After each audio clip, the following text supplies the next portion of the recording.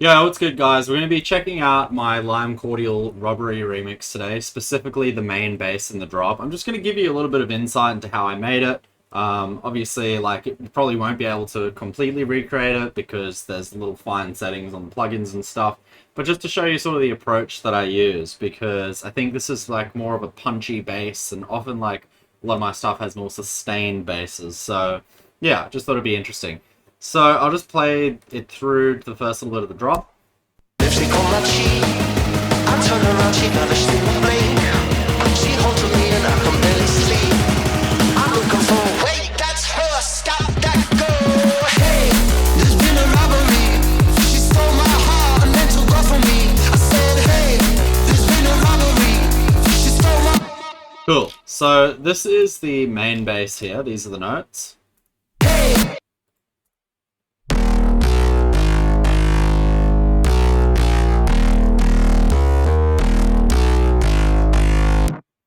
And it is a double-layered sound where we have the sub, which sort of looks like this on span. Just a pretty standard sine wave with a bunch of just saturation on it. And then the top part. You can see there's a little bit of sub happening in there, but not much. More starts from about the 150 to 200 region, goes up. So just to show you how I made the sub quickly, it's a saw wave. And what I've done is I've put an MG Low 12 filter on here, and I've moved the cutoff so that it sort of peaks and then tapers off down here. You can see the shape sort of follows this filter. It sort of starts at your fundamental. So I've made sure that the fundamental, the actual sub harmonic, is the most prominent, and then it tapers off as you go down. And I've turned on the key tracking here so that when you go up to different keys, then it also follows it. And there's no effects, there's nothing else on that. It's literally a saw wave with a filter on it. Now I have put on a little rack here. So this is something I don't usually do in my subs, but I wanted to try it. So what I've done here, actually I'm going to get this out of the way, we don't need that. So if we put up the span, we'll see what happens. So without this rack,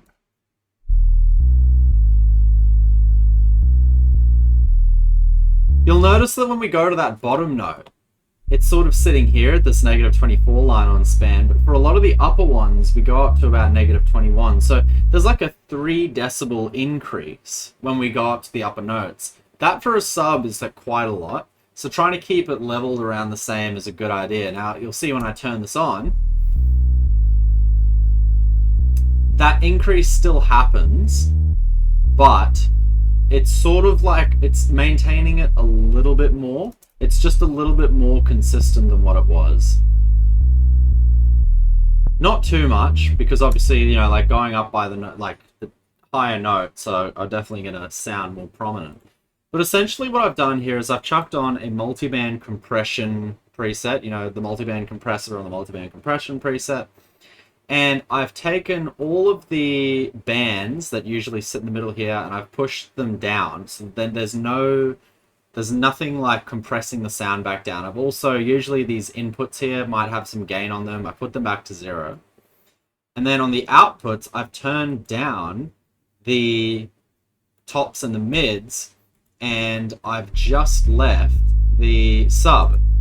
Except you'll notice that I've put the sub from 151 Hertz and down. So essentially what's happening is that this multiband compressor here is cutting off everything above 151 Hertz. So it's similar to like doing a low pass filter where I'm cutting off the highs, except it's just doing that in a bit of a different way. So there's no compression happening, there's no input gain, there's no compression happening in here, and then there's no output gain on the main output or on the sub output. All I've done is I've just, essentially the sound goes in, the mids and the highs, which is everything above 151 Hertz here, gets turned down, and it just lets 151 through. The next thing I've put on it is a vocal writer. So this is a plugin by Waves, and it's used so that in real time, essentially, it automates the volume of your vocal to try and give it a bit of a more consistent overall volume. So it does a similar thing to what compression does. Now, I won't get too much into how to use a plugin, but you sort of adjust the target decibels here, and then it'll sort of like move it up and down. You can see as you go to the different notes, there is gain and reduction sort of happening here. So pretty much all this is doing is just chopping off everything over 151 hertz, and then it's just leveling the sub a little bit depending on like what the input signal is, so that it's essentially just like compressing and filtering. You could do a similar thing by just doing a low pass filter and then a compressor behind that, but I wanted to do it a bit differently. Now the second layer to the sound, the one that you guys actually give a fuck about, is the highs here.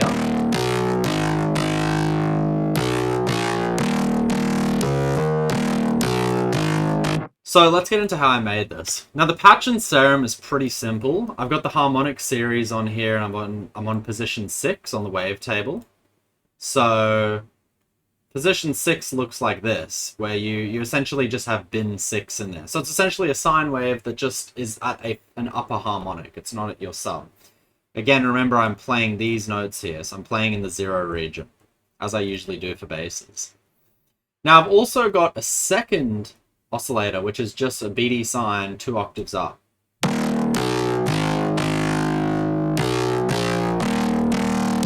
It's not really doing much. I'm not going to change it now, but essentially, you know, like it's pretty simple what's happening here.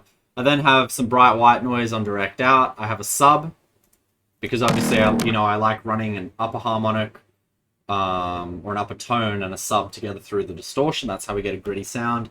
And then I'm just filtering this off here, like just tapering off at about 400 hertz.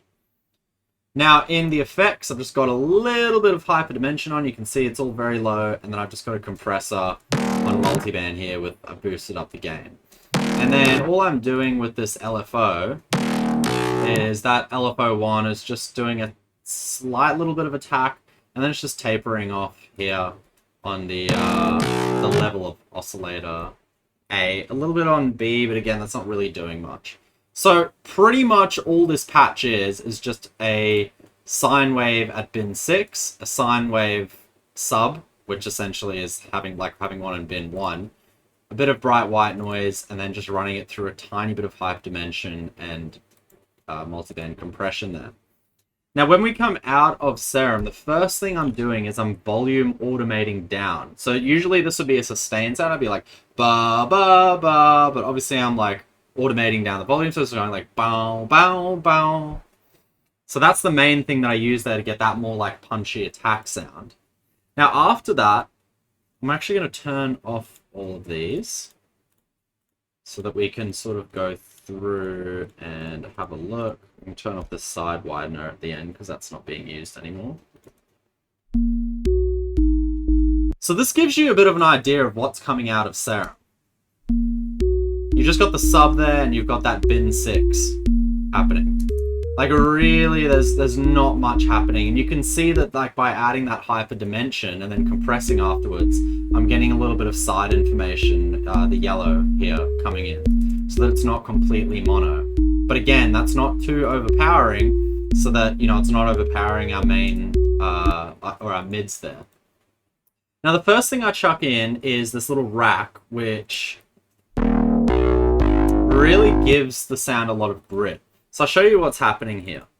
So the first thing is that we're splitting the bands. So the upper band is running through a decapitator.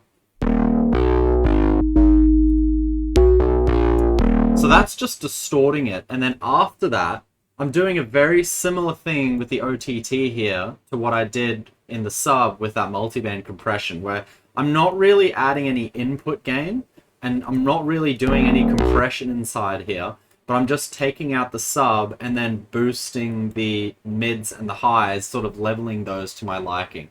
Again, this is essentially the same as EQing out the lows and then adjusting the mids and highs. It's just a bit of a different way of doing it, because obviously the interaction between the lows, mids, and highs, the bands in OTT, it's a little bit different to how I could do it by like having that in an EQ. So that's a high layer, and then the bottom layer here, which is a sub essentially. Again, at the end of this chain, I EQ out the sub and have the dedicated actual chain here. But for most of this upper one, I keep the sub in while processing because that's what gives it that grit. So again, here, this is just letting the sub through. There's no compression, barely any input gain. These may as well be 0. It's just 60 hertz and below is being let through, and everything above that is being completely turned down. So then after that, I have a K clip. Literally, this is just capping off the sound to stop it going into the red. I then have a multiband compression at 39%. I don't even think I really changed much in here. I just boosted the output. I then have that again, probably boosting the sub here. And then I have it again. So essentially these three would be like having a multiband compression on 100%. It's essentially just like compressing, like doing similar to you do to OTT or multiband compression. I'm just doing 3 at around 30 something % so that they equate to 100. Now the next thing I have is this rack here with thermal.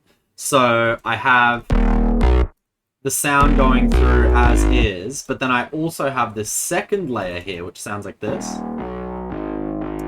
Now essentially what's happening in this second layer is that I am distorting it with thermal.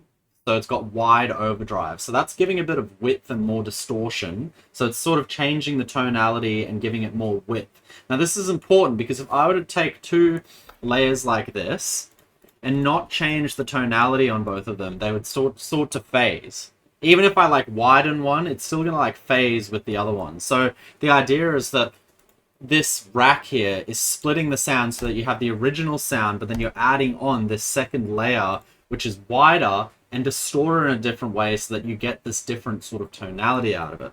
So you get some width and distortion, different tonality out of the wide overdrive here on the thermal. I'm then EQing out the lows and the highs so that we just get this like mid resonance here.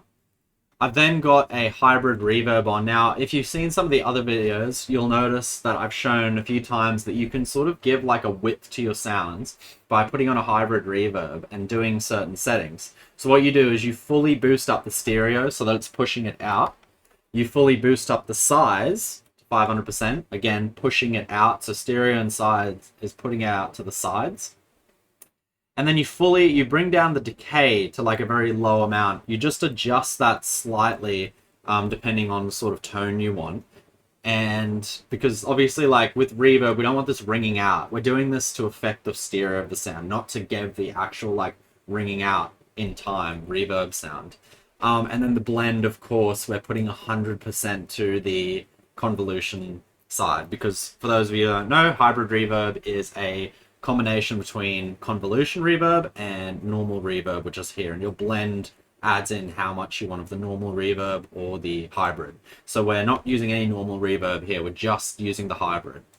So what ends up happening, oh, and after that I've got the D-doubler plugin, which is a free plugin, which is like a vocal doubler. Again, it's adding some width. So this whole rack, if you listen,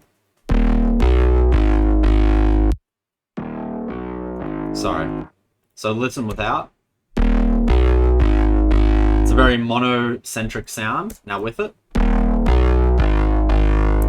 So we get that mono sound, but then we also get this other layer where there's stuff happening in the stereo field. So it sort of adds a little bit more texture and movement to the sound and more stereo width. Now after that, I've got a Pro Q where essentially I'm boosting the sub and just like reducing some of these harmonics, you know, reducing about 200 and 1500. That's just me doing normal leveling of the sound to taste.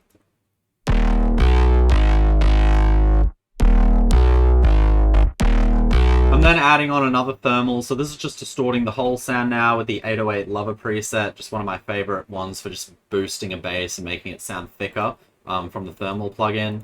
I've then got an EQ8 where I'm doing a bit of mid-side here, so on the mids I'm allowing it all through, but on the sides I'm sort of reducing a bit down in these mid-lows and then cutting it off below 100.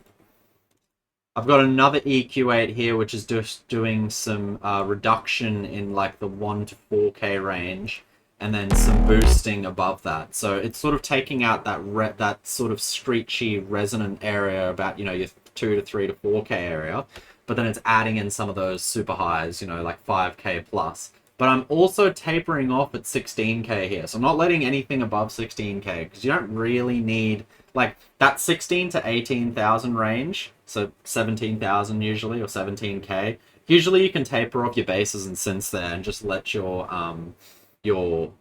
perks and your percussion and that sort of stuff ring through above that, because that's sort of where like human hearing, it starts dipping off. You don't really hear too much. Obviously you can hear up to 20,000, but usually you want to like allow that little bit, like just that super high area to really let your perk shine, your percussion and hats. Now the next thing I've got is a decapitator. Again, so it's just on the drum fattener preset. Again, it's just doing some distortion. I've got another EQ where I am cutting off all the sub and then also boosting some of the highs here. And then I've got a gain reduction plugin, which is essentially just sort of like a soft clipper. I'm just like sort of boosting the sound into it to get it louder. And then obviously, one more thing I have on the end of here.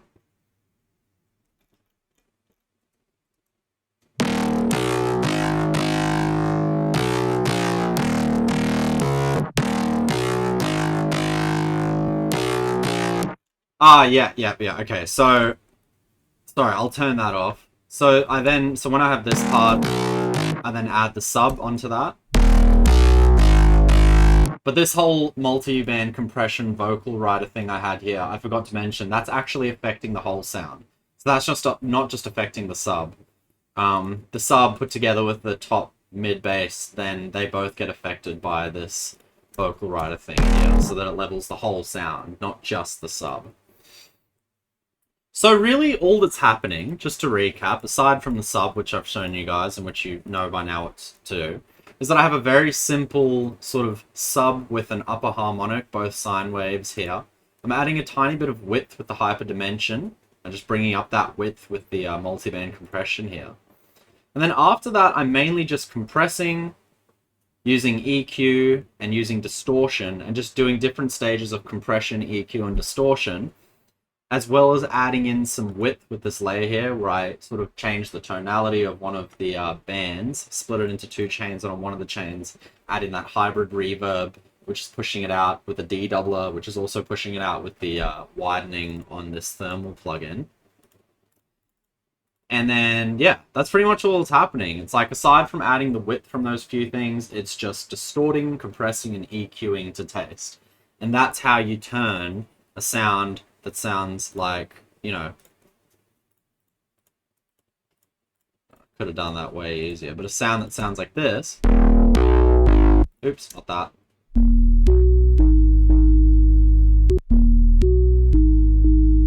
You know, into something that sounds like this. So I hope you guys got a little bit of insight into that. Oh, sorry. Yeah, I'll just show you. So again, I then have this going through a group above here, which has just got a bit of soothe on it.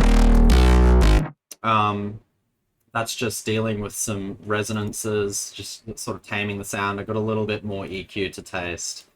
A little bit more EQ to taste, cutting off the super lows and super highs here, but nothing really in all these that's like affecting the sound too much. And then finishing it off with a K clip just to keep it at 0, you know, capping it off, keeping it from going into the red. So yeah, hope you guys found something from that. And as always, see you in the next video.